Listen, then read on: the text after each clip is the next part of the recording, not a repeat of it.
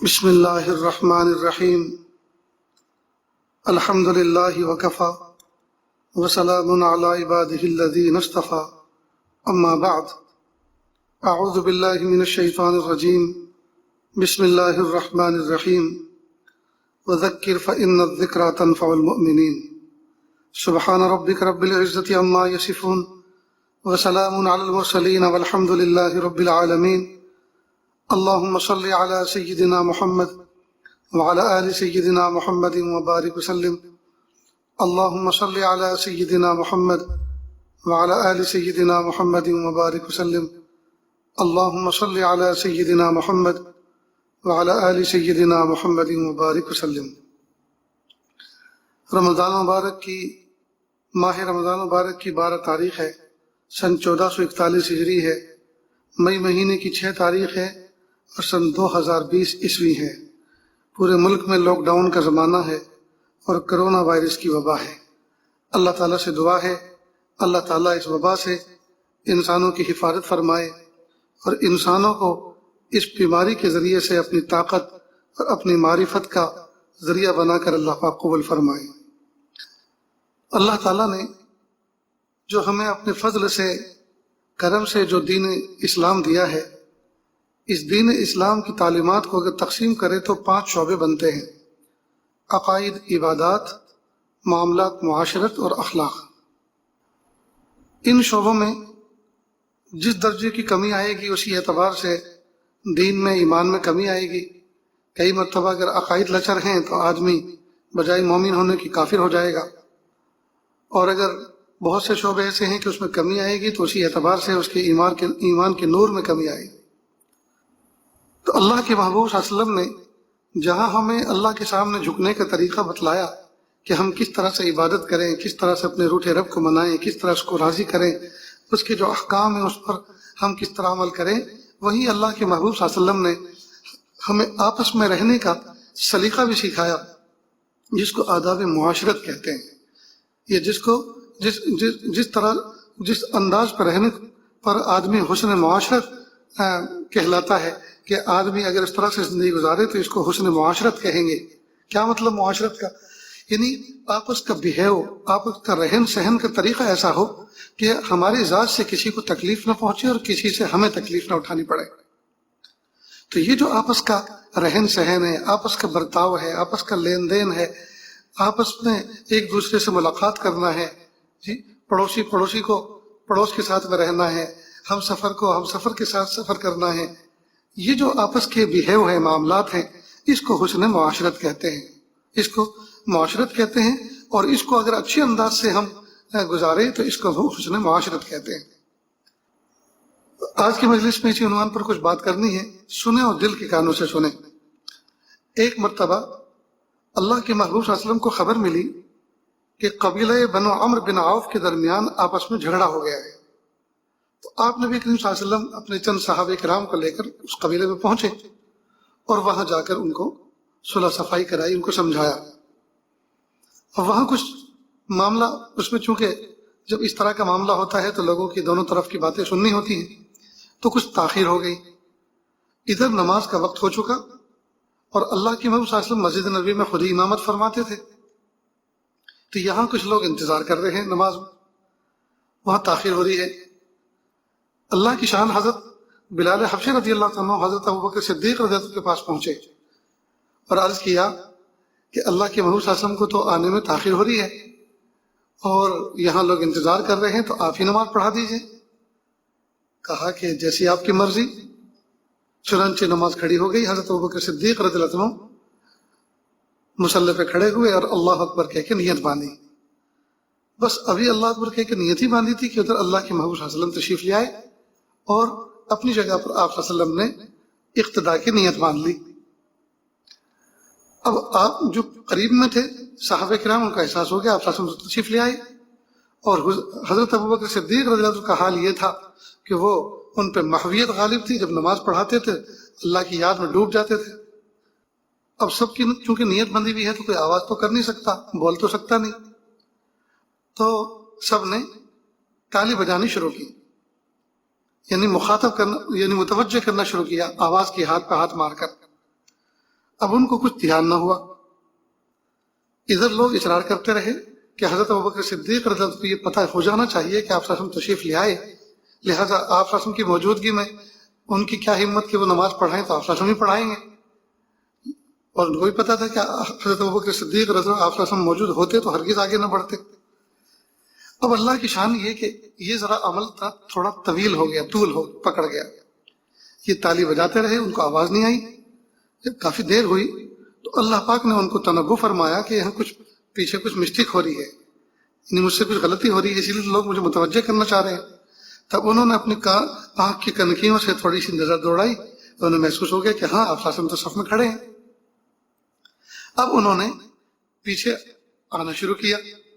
آپ نے بھی صلی اللہ علیہ وسلم نے اشارہ فرمایا کہ آپ نماز جاری رکھیں، لیکن حضرت ابوبکر صدیق رضی اللہ تعالیٰ عنہ نے بجائے اشارے کو سمجھنے کے اور وہیں کھڑے ہو کر امامت جاری رکھنے کے آپ پیچھے ہٹ گئے. آپ نبی کریم صلی اللہ علیہ وسلم آگے بڑھے اور نماز مکمل فرمائی.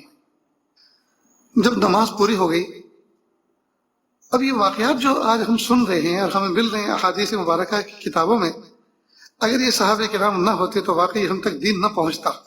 صحابہ کرام سے اللہ پاک نے ایسی حرکات، ایسے معاملات سرزد کرائے کہ جن کے ذریعے سے یا ان سے ایسی باتیں پوچھوائی، ان سے ایسے سوال کروائے کہ محبوب صلی اللہ علیہ وسلم نے ان کے سوال کا جواب دیا اور وہ جواب ہم تک پہنچا اور ہمیں دین سمجھ میں آیا کہ دین کسے کہتے ہیں.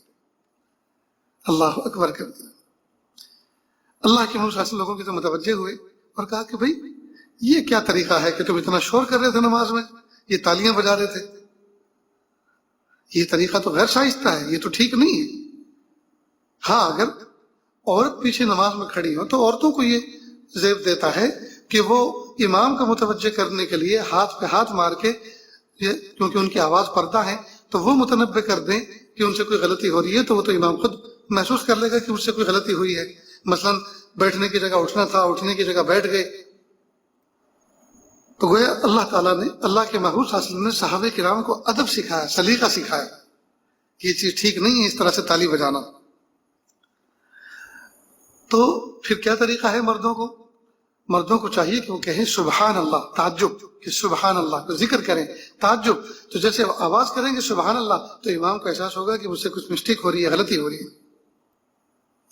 ادھر آپ نبی کریم صلی اللہ علیہ وسلم نے اپنے پیارے لاڈلے حضرت ابوبکر صدیق رضی اللہ عنہ کو فرمایا کہ جب آپ کو کہا کہ آپ نماز جاری رکھیں تو آپ کیوں ہٹ گئے؟ حضرت ابوبکر صدیق رضی اللہ عنہ نے عجیب بات فرمائی جو آپ ہی کا حق تھا.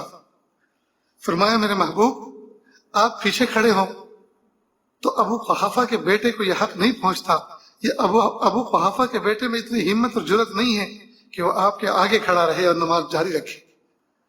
ابو قحافہ حضرت ابوبکر صدیق رضی اللہ عنہ کے والد کا نام تھا کہ ابو قحافہ کے بیٹے کی یہ مجال کہا کہ آپ موجود ہو اور میں آپ کے سامنے نماز پڑھاؤں. اللہ کی شان. یہ حضرت ابوبکر صدیق رضی اللہ عنہ کی ایک کیفیت تھی. اب یہاں سے ایک سوال بنتا ہے کہ اللہ کے محبوب صلی اللہ علیہ وسلم نے ان کو اشارہ کیا گیا، حکم دیا کہ آپ نماز جاری رکھیں، اور انہوں نے نماز نہیں پڑھائی بلکہ ادب کا خیال کیا. تو ادب بڑا یا حکم بڑا؟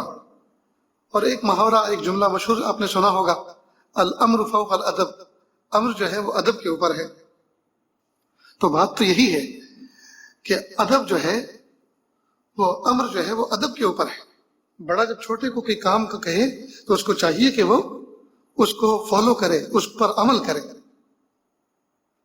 چنانچہ ہمارے بزرگان دین کے بہت سے واقعات اس طرح کے ملتے ہیں کتابوں میں، جس میں انہوں نے یہی تعلیم دی کہ جب بڑا اپنے چھوٹے کو کوئی کام کہے تو اس کو مان لینا چاہیے. چنانچہ حضرت تقی عثمانی صاحب دامت برکاتہم نے ایک مرتبہ فرمایا کہ میرے والد بزرگوار کی آخری مجلس تھی، اس کے بعد حضرت کا وفات ہو گئی، اور اتوار کے دن مجلس ہوا کرتی تھی، اور چونکہ کافی علیل تھے، چارپائی پر لیٹے ہوا کرتے تھے اور بیٹھک میں لیٹے رہتے تھے، تو پورا حجرہ، پوری بیٹھک بھر گئی. صوفوں پہ کچھ لوگ بیٹھے تھے، کچھ زمین پہ بیٹھے تھے. اب میں آخر میں آیا تو ابو نے، حضرت والد صاحب نے، حضرت مفتی صاحب نے کہا کہ محمد تقی آپ میرے پاس آ کے بیٹھے. تو کیا میں جھجکنے لگا کہ ابو کے قریب میں بیٹھوں. فرمایا کہ آؤ تو صحیح، میں تمہیں ایک واقعہ سناتا ہوں. چنانچہ وہ جا کے بیٹھ گئے۔ پھر فرمایا کہ ایک مرتبہ حضرت تھانوی رحمۃ اللہ علیہ کے یہاں مجلس چل رہی تھی اور میں تاخیر سے پہنچا۔ مجلس شروع ہو چکی تھی اور مجمع فل ہو چکا تھا، بیٹھ چکا تھا۔ جب میں تاخیر سے پہنچا، حضرت کی نظر مجھ پہ پڑی۔ حضرت نے فرمایا آپ میرے پاس آ جائیے، یہاں بیٹھیے میرے پاس، کیونکہ سب جگہ جو خالی تھی وہ تو بھر چکی تھی۔ کہا کہ میرے اندر بھی ہچک پیدا ہوئی، تو فرمایا آؤ تو صحیح، میں آپ کو ایک واقعہ سناتا ہوں۔ چنانچہ میں جا کر بیٹھ گیا تو حضرت نے سنایا کہ مغل بادشاہوں میں سے ایک شخص کا انتقال ہوا، اس کے 2 بیٹے تھے، دارا شکو اور عالمگیر۔ اب دونوں اس بات کے حقدار تھے کہ باپ کے جانشین بنے۔ تو اس علاقے میں اس زمانے میں ایک بزرگ تھے، دونوں اپنے اپنے وقت پر، الگ الگ وقت پر ان کے پاس ملاقات کے لیے پہنچے، دعا لینے کے لیے۔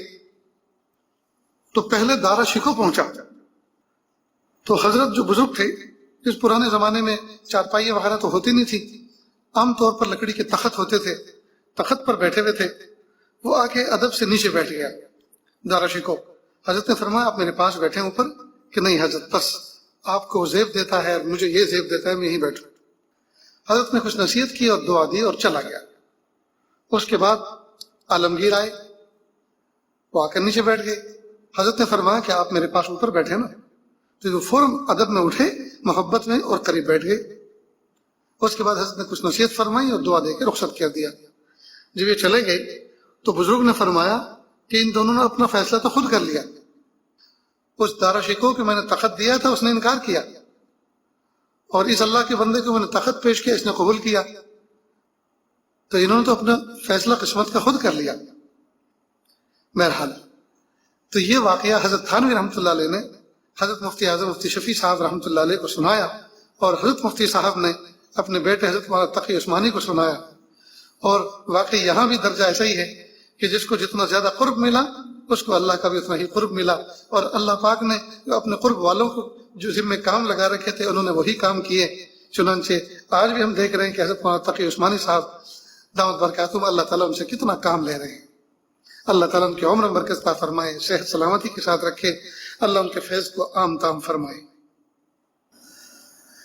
اب یہ واقعات کی روشنی میں اس سے پتہ چلتا ہے کہ جب کوئی بڑا اپنے چھوٹے کو کوئی حکم کرے تو ایک ہے حکم یعنی امر، امر کو آرڈر بھی کہتے ہیں، حکم بھی کہتے ہیں، ایک ہے امر اور ایک ہے ادب۔ تو ادب ہماری طبیعت، ہمارا ادب اس کا چاہے جو تقاضا ہو، لیکن سامنے والا جو امر کر رہا ہے، آرڈر کر رہا ہے، ہمیں چاہیے کہ ادب کو پیچھے چھوڑیں اور فوراً ان کی بات کو مان لیں۔ ہم اپنے معاشرے میں بھی دیکھتے ہیں کہ کئی مرتبہ بہت سے لوگ بزرگوں کے یہاں جاتے ہیں، وہ کہتے ہیں کھا لیجیے، نہیں جی ابھی میں کھا کر آیا، اور وہ کچھ کھا لیجیے، نہیں بالکل نہیں، بالکل حاجت نہیں ہے۔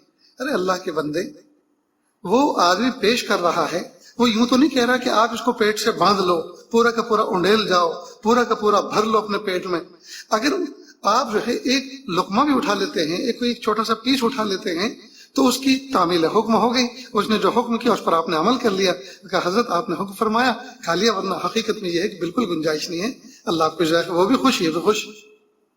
لیکن بہت سے لوگ بالکل نہیں مانتے۔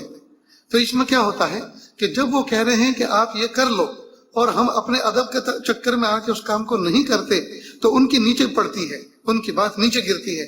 جو بڑے ہیں ان کی بات آپ نے نہیں مانی تو آپ نے ان کی بات کو گرا دیا۔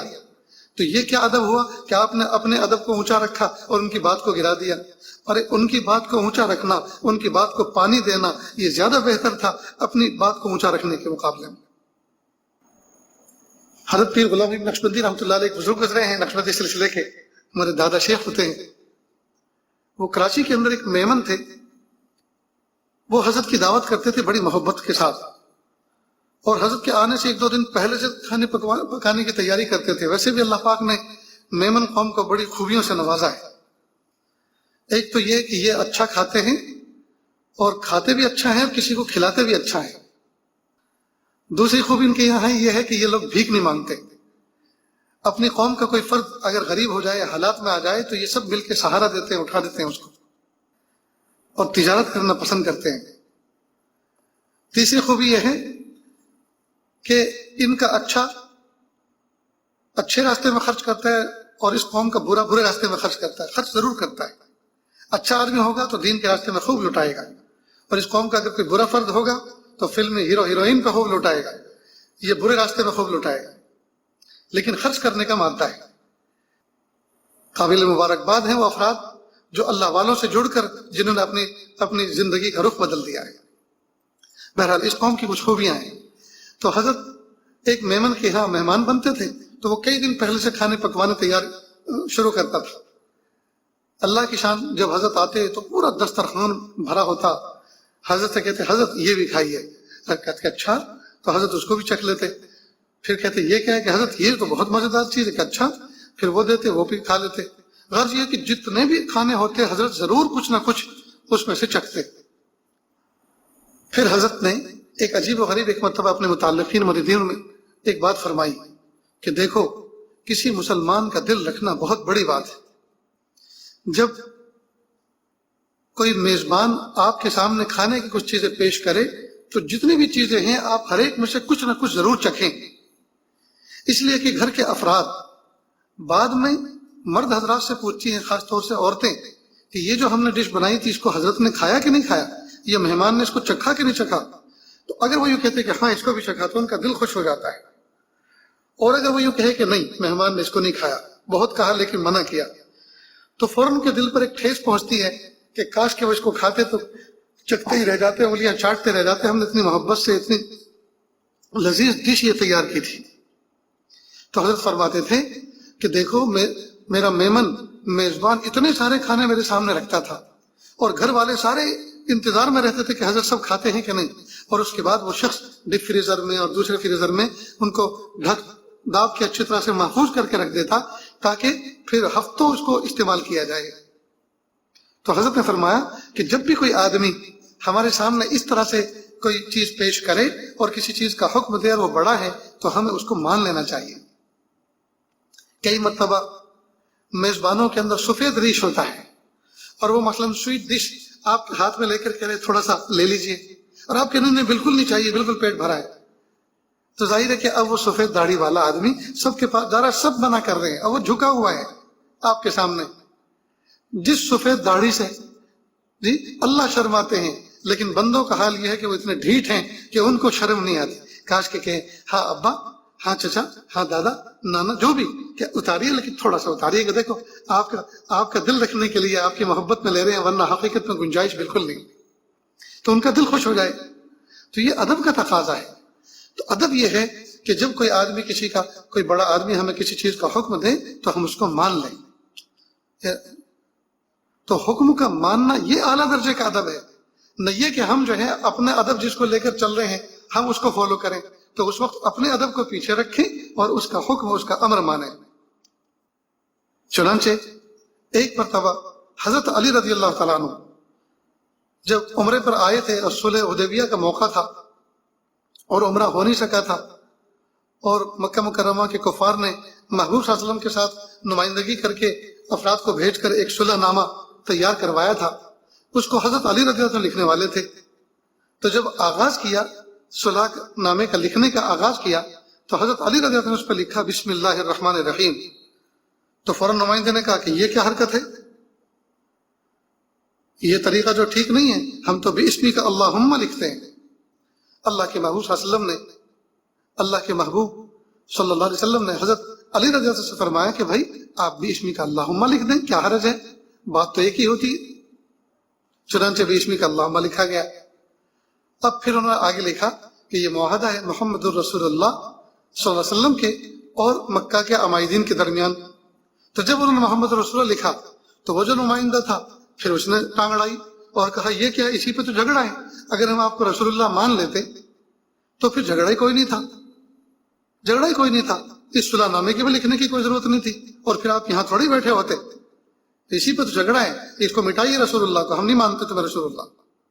اب حضرت علی رضی اللہ عنہ طیش میں آ گئے اور قسم کھا لی کہ میں نہیں مٹا سکتا اس کو۔ اللہ کے محبوب نے فرمایا اے علی بتاؤ تو صحیح کدھر لکھا ہے آپ نے، اور آپ نبی صلی اللہ علیہ وسلم نے اس رسول اللہ کو خود مٹایا اپنے دست مبارک سے۔ اب یہ دو واقعات ایسے ملتے ہیں کہ اس میں اللہ کے محبوب صلی اللہ علیہ وسلم ایک بات کا حکم دے رہے ہیں اور ادھر ایوا ہو رہا ہے، ادھر وہ اس پر عمل نہیں کر رہے۔ اب یہاں کیا کہیے گا، بہت سوچنے کا مقام ہے اور اپنے دل کو قابو میں رکھنے کا مقام ہے کہ نعوذ باللہ اتنے عاشق زار اور ایسے سچے جانشین اور ایسے فداکار کیا اللہ کے محبوب صلی اللہ علیہ وسلم کی حکم عدولی کر سکتے ہیں؟ صحابہ کرام حکم عدولی کر سکتے ہیں؟ اور وہ اپنے ادب کو یعنی اپنے ادب کو زیادہ پانی دیں اور توجہ دیں اور حضور پاک صلی اللہ علیہ وسلم کے امر کو اگنور کر دیں؟ کیا ان سے یہ تصور ہو سکتا ہے؟ کیا سوچا جا سکتا ہے ان کے بارے میں؟ یہاں دو مثالیں ملتی ہیں کہ حضرت ابوبکر صدیق رضی اللہ عنہ نے نماز کی حالت میں باوجود اس کے کہ آپس میں اشارہ کیا ہاتھ کا کہ آپ آگے بڑھے رہیں، نماز جاری رکھیں، وہ پیچھے ہٹ گئے. اور ادھر حضرت علی رضی اللہ عنہ نے رسول اللہ جو صفت تھی آپ نے صلی اللہ علیہ وسلم کی اس کو مٹانے سے انکار کر دیا اور آپ صلی اللہ علیہ وسلم نے خود اپنے دست مبارک سے اس کو مٹایا. اصل میں یہ لوگ مغلوب الحال تھے.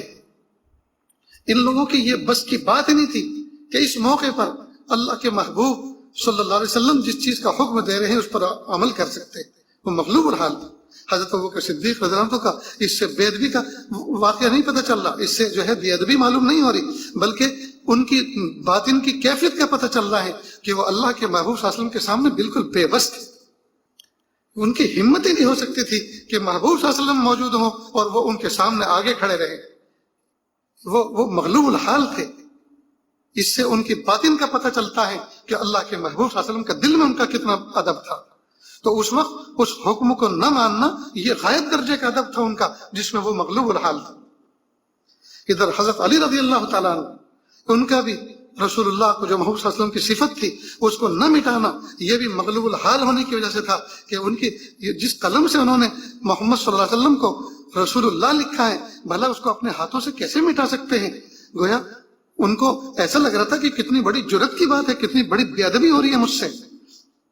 تو وہ مغلوب الحال تھے اس وقت. تو اس مقام پر کیا کہا جائے گا؟ ایسے مقام پر اور ایسے لوگوں کے لیے تو پھر لا یکلف اللہ نفسا الا وسعها. اللہ رب العزت نے کسی بندے کو اس کا مکلف ہی نہیں کیا کہ وہ اپنی سہار سے زیادہ کام کر سکے. تو ان دونوں حضرات کا حال یہ تھا کہ وہ اس کو سہار ہی نہیں کر سکتے تھے، اس بے ادبی کو سہار ہی نہیں سکتے تھے. تو چنانچہ ادھر بظاہر تھا تو حکم، لیکن یہ بھی تو ادب تھا ان لوگوں کا ذاتی جس میں وہ ڈوبے جا رہے تھے، جس میں گھلے جا رہے تھے کہ اللہ کے محبوب صلی اللہ علیہ وسلم جی کہ موجود ہوتے ہوئے میں آگے کھڑا رہوں اور آپ صلی اللہ علیہ وسلم پیچھے کھڑے رہیں. یہ مجھ سے کتنی بڑی بے ادبی ہو رہی ہے اور کتنی بڑی جرت ہو رہی ہے، لہٰذا میں تو نہیں کھڑا ہوتا. محبوب کی شان یہ ہے کہ وہ میرے آگے کھڑے رہیں اور میری شان یہ ہے کہ میں ان کے اور میری عزت اس میں ہے کہ ان کے پیچھے اقتدا کروں. ادھر حضرت علی رضی اللہ عنہ کے دیکھا یہ ہو نہیں سکتا کہ میں اپنے ہاتھوں سے جیتے جاگتے باہوش و حواس محبوب صلی اللہ علیہ وسلم کی صفت اور رسول اللہ کو میں مٹاؤں، یہ نہیں ہو سکتا. لہٰذا مغلوب الحال تو لا یکلف اللہ نفسا الا وسعها. لیکن ایک اصول کھل کے سامنے یہ آیا کہ جب کوئی بڑا اپنے چھوٹے کو کسی کام کا حکم کرے تو بڑے کو چاہیے کہ چھوٹے کو چاہیے کہ وہ بڑے کا حکم مان لے اور اس وقت جو ہے اپنے ادب پر عمل نہ کرے. اللہ اکبر کرے. ہمارے اکابر نے، ہمارے مشائخ نے، ہمارے بڑوں نے ہمیں اس چیز کو بہت عجیب و غریب انداز سے سمجھایا، عجیب و غریب انداز سے سمجھایا. اسی سے ملتی جلتی ایک بات یاد آ رہی ہے اس وقت. حضرت علامہ انور شاہ کشمیری رحمۃ اللہ علیہ کتنے پائے کے بزرگ و عالم تھے. یہ شاگرد تھے حضرت مولانا یعقوب صاحب نانوتوی رحمۃ اللہ علیہ کے. حضرت مولانا یعقوب صاحب نانوتوی رحمۃ اللہ علیہ کا حال یہ تھا کہ وہ کئی مرتبہ اللہ کی محبت میں وارفتگی کا شکار ہو جاتے تھے، از خود رفتہ ہو جاتے تھے، استغراق کی کیفیت ہوتی تھی.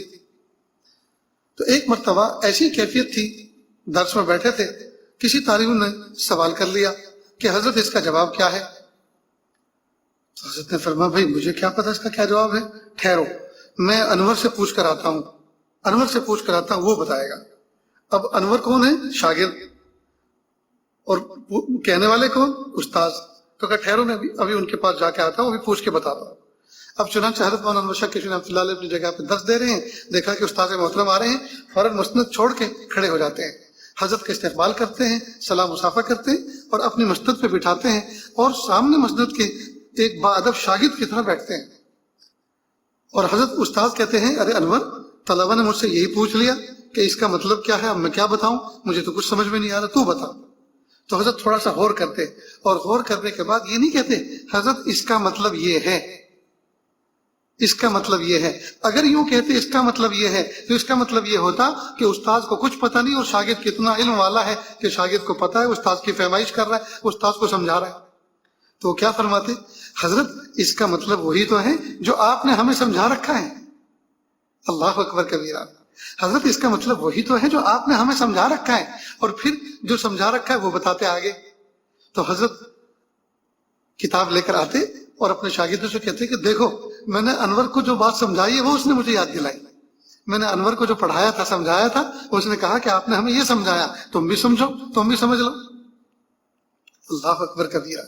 اگر حضرت علامہ انور شاہ کشمیری رحمۃ اللہ علیہ ڈائریکٹ جواب دیتے حضرت اس کا مطلب یہ ہے، تو اس میں حضرت کی شان گھٹ جاتی اور شاگرد کی شان بڑھ جاتی، اور موجودہ شاگرد بھی کہتے واہ علامہ انور شاہ جو ہمارے اس وقت کے استاد ہیں، ہمارے موجودہ استاد ہیں یا اس کتاب کے استاد ہیں، کیسا اللہ پاک نے ان کو ذہین فہیم بنایا ہے کہ دیکھو استاد کا ذہن جہاں نہیں جاتا ہمارے استاد کا، ان کے استاد کا ذہن جہاں نہیں جاتا وہاں ہمارے استاد کا ذہن جاتا ہے.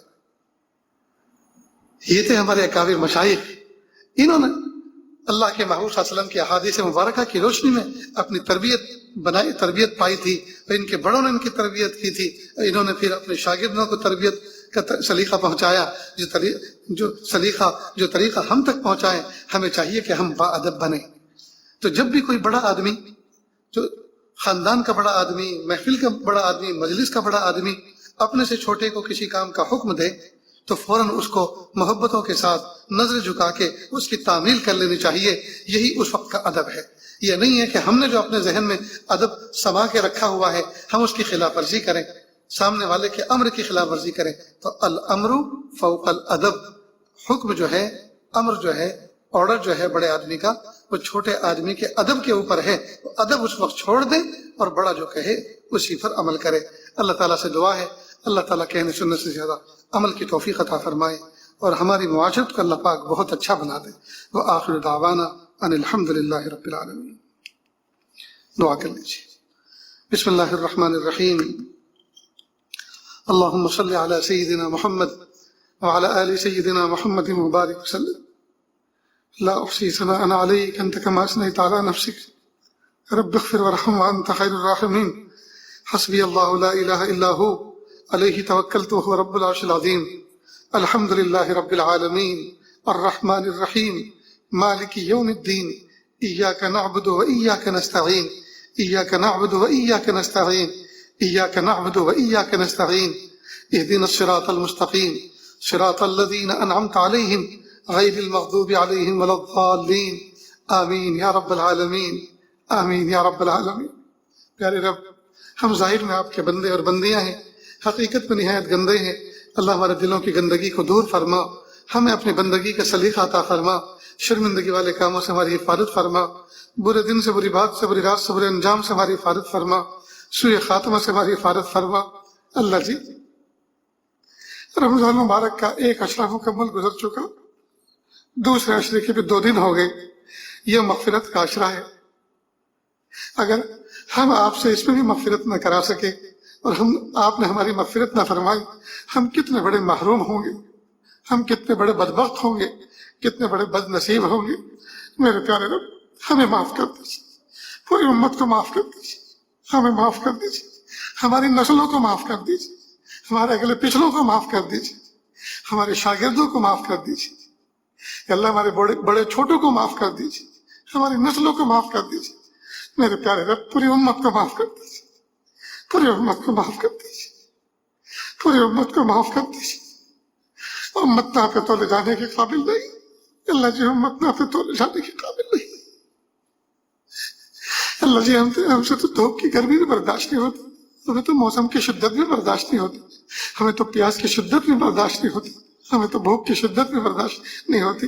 اللہ ہم تو اتنے کمزور ہیں. اللہ، آپ کی ناراضگی کیسے برداشت کر سکتے؟ آپ راضی ہو جائیے، آپ راضی ہو جائیے، آپ راضی ہو جائیے، آپ راضی ہو جائیے. اب محبوب کی امت سے آپ راضی ہو جائیے، محبوب کی امت سے آپ راضی ہو جائیے، محبوب کی امت سے آپ راضی ہو جائیے. حضرت موسیٰ علیہ السلام کے زمانے میں آپ نے ان کے ایک امتی کے پاک ان کے ذریعے سے ایک پیغام بھیجا، جاؤ اس میرے بندے کے پاس جاؤ جو گناہ کر کر کے جری ہو چکا ہے، اس کو میرا پیغام پہنچا دو کہ میری رحمت کا دائرہ اس سے ہٹ چکا ہے اور میرے عذاب کے فرشتے کبھی بھی اس کو ہلاک کر سکتے ہیں، یہ پیغام دے کر آ جاؤ، میں اس سے بہت ناراض ہوں۔ حضرت موسیٰ علیہ السلام پیغام پہنچانے گئے، اے بندے اللہ کا پیغام تیرے نام، اور اللہ نے یہ فرمایا ہے اللہ تجھ سے ناراض ہے اور اللہ کا عذاب کبھی بھی تجھے آ کے ہلاک کر سکتا ہے۔ یہ کہہ کر حضرت موسیٰ علیہ السلام تو واپس لوٹ آئے۔ وہ گنہگار شخص بادیہ میں گیا، تنہائی میں گیا، جنگل میں گیا اور آپ کے سامنے سجدہ ریز ہوا اور کہا پیارے رب کیا میرے گناہ تیری رحمت سے بھی بڑھ گئے؟ کیا میرے گناہ تیری رحمت سے بڑھ گئے؟ تیری رحمت تو بندوں کے گناہوں سے بڑی ہوئی ہے، اور اگر آپ نے یہ فیصلہ کر لیا میرے حق میں کہ مجھے آپ کا عذاب آ کے ہلاک کرے گا، میں اب آپ سے یہ درخواست کرتا ہوں کہ آپ سارے گنہگاروں کے گناہوں کو میری کمر پر، میری گردن پہ لاد دو اور سب کو نجات دے دو، سب کو معاف کر دو۔ پیارے اللہ آپ کی اس مناجات سے بہت خوش ہو گئے تھے کہ آج تو مجھ سے بھی زیادہ کریم بننا چاہنا۔ میرے پیارے اللہ حضرت موسیٰ علیہ السلام کے امتی کی مناجات سے آپ خوش ہو گئے اور محبوب صلی اللہ علیہ وسلم کی امت آپ سے مناجات کر رہی اور آپ اس سے خوش نہ ہو۔ میرے پیارے اللہ آپ راضی ہو جائیے، آپ راضی ہو جائیے، آپ راضی ہو جائیے۔ یہ ہاتھ اٹھائے جانے کے قابل نہیں اور یہ زبان کو سوال کرنے کے قابل، لیکن میرے پیارے اللہ آپ کے سوا کون سا در ہے جس کو کھٹکھٹائے؟ آپ کے گھر کے سوا کون سا گھر ہے جس در پہ جا کے سجدہ ریز ہو؟ اللہ جی ہمارے جیسے تو آپ کے اربوں خربوں بندے ہیں، لیکن آپ کے جیسے تو ہمارا کوئی رب نہیں۔ آپ ہمارے اکلوتے رب ہیں، آپ ہمارے اکلوتے رب ہیں۔ آپ راضی ہو جائیے، آپ ہم سے راضی ہو جائیے، آپ ہم سے راضی ہو جائیے، آپ ہمیں معاف کر دیجیے، آپ ہمیں معاف کر دیجیے۔ اللہ امت اس وقت بہت پریشان ہے، اللہ امت اس وقت بہت پریشان ہے کہ اللہ اپنے پرائے سارے کے سارے امت کے پیچھے پڑے ہوئے ہیں۔ میرے پیارے اللہ معاف کر دیجئے، معاف کر دیجئے، محبت کی نظر سے دیکھ لیجئے، بس ایک نظر امت پہ ڈال دیجئے۔ اللہ کرم کی، محبت کی، مہربانی کی، رحم کی ایک نظر امت پہ ڈال دیجئے۔ تیری ایک نظر کی بات ہے، میری زندگی کا سوال ہے، مجھے اپنی پستی کی شرم ہے، تیری رفعتوں کا خیال ہے، مگر اپنے دل کا میں کیا کروں، اسے پھر بھی شوق وصال ہے۔ میرے پیارے اللہ اس امت پر ایک محبت کی نظر ڈال دیجئے، اللہ ہماری بگڑی بن جائے گی کہ اللہ ہمارے جیسے تو آپ کے اربوں خربوں بندے ہیں، لیکن آپ کے جیسے تو ہمارا کوئی رب نہیں، آپ ہمارے اکلوتے رب ہیں۔ اللہ جی آپ راضی ہو جائیے، اللہ جی آپ راضی ہو جائیے، یا اللہ نظر کرم فرما دیجئے، نظر محبت سے دیکھ لیجئے، مہربانی فرما دیجئے، آپ راضی ہو جائیے، آپ راضی ہو جائیے، اور ایسے راضی ہو جائیے کہ پھر کبھی ناراض نہ ہونا، اور ہمیں معاف کر دیجئے، اور ایسا معاف کر دیجئے پھر ہم کبھی کوئی گستاخی کرنے نہ پائیں، کوئی نافرمانی کرنے نہ پائیں، کوئی غلطی، کوئی گناہ کرنے نہ پائیں۔ میرے پیارے اللہ آپ ہمیں دھو مانج کے پاک صاف کر دیجئے، عافیت کے ساتھ ہماری اصلاح فرما دیجئے، ہم اپنا قرب خاص عطا فرما دیجئے۔ میرے پیارے اللہ رمضان مبارک کا مبارک مہینہ اور دوسرا عشرہ مغفرت کا عشرہ چل رہا ہے، اے اللہ افطار کے وقت قریب کا وقت ہے، میرے پیارے رب افطار کا وقت قریب ہے، میرے پیارے اللہ اس وقت آپ کی رحمت چھم چھم برستی ہے، منادی آپ کی طرف سے اعلان کرتا ہے کوئی نعمت مانگنے والا، ہے کوئی مانگنے والا اس کو دیا جائے، ہے کوئی مغفرت چاہنے والا اس کی مغفرت کی جائے، ہے کوئی شفا چاہنے والا اس کو شفا دی جائے۔ میرے پیارے اللہ ہمیں گناہوں سے شفا عطا فرما، یا اللہ ہمارے گناہوں سے مغفرت فرما، اور یا اللہ ظاہری اور باطنی ہر طرح کی روحانی اور جسمانی بیماریوں سے ہمیں شفا عطا فرما۔ میرے پیارے اللہ رزق حلال عطا فرما، صدق مقال عطا فرما، علم نافع عطا فرما، عمل صالح کی توفیق عطا فرما۔ میرے پیارے اللہ ہم سب کو ایسا بنا دیجئے ہم آپ کو پسند آ جائیں۔ وصلی اللہ تعالی علی خیر خلقہ محمد وآلہ واصحابہ اجمعین برحمتک یا ارحم الراحمین۔ بہت سارے لوگ انتقال کی ان کی خبریں آ رہی ہیں، اور لاک ڈاؤن کا ایسا زمانہ ہے کہ ہم تڑپ کے رہ جاتے ہیں، نہ جنازے میں شریک ہو سکتے ہیں، نہ آخری وقت کا دیدار کر سکتے ہیں۔ پیارے اللہ سے ہم دعا کریں، پیارے اللہ جن لوگوں کے اموات ہو رہی ہے، جن انتقال فرما رہے ہیں، اللہ ان کو قرب کے اعلیٰ درجات عطا فرما، ان کی مغفرت فرما، اور پسماندگان کو صبر جمیل عطا فرما۔